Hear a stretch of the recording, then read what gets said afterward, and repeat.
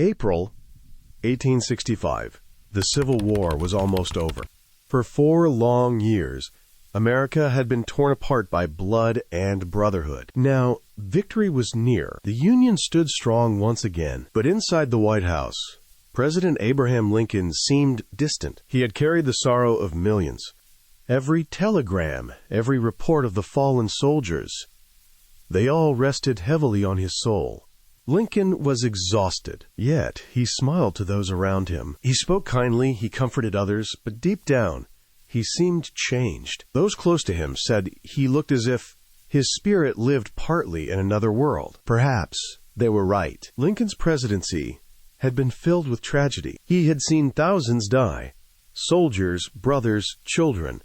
He often visited hospitals, sitting quietly beside wounded men. Sometimes he would hold their hands and say, "We shall meet again beyond this world." He had lost his own son, Willie, in the White House years before. That loss never left him.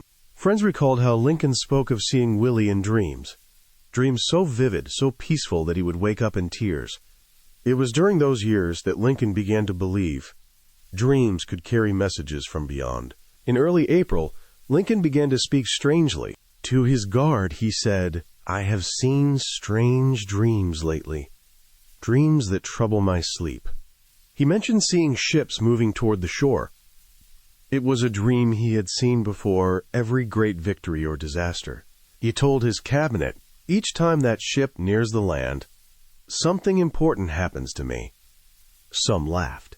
Others looked uneasy.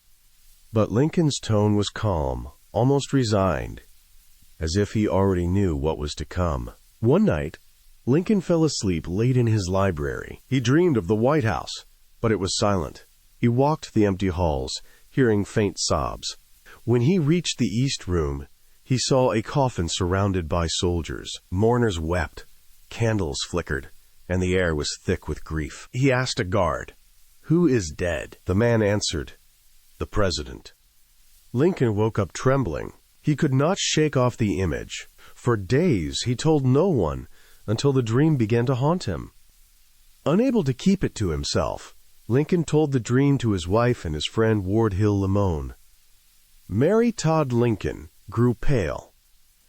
She begged him not to speak such things, but Lincoln only smiled and said, "It was so real." Later, he told members of his cabinet about it. Some dismissed it. Others sat in silence. Secretary of War Edwin Stanton later said, "It was as if he spoke his own fate."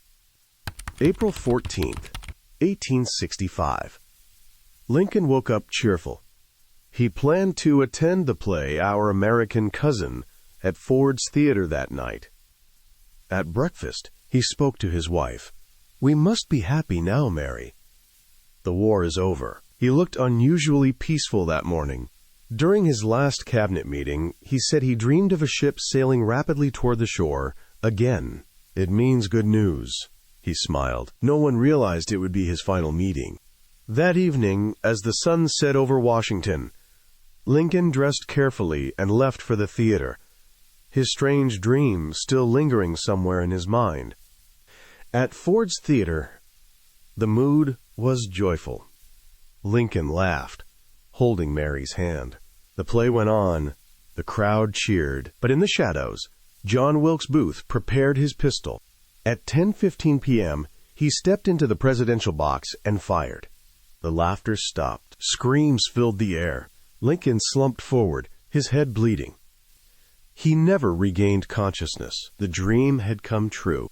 Days later, the White House looked exactly as in Lincoln's dream. In the East Room, his coffin lay surrounded by soldiers and mourners. Candles burned, flags draped in black. People wept silently, just as he had seen. His friend Lamont whispered, "It was all true."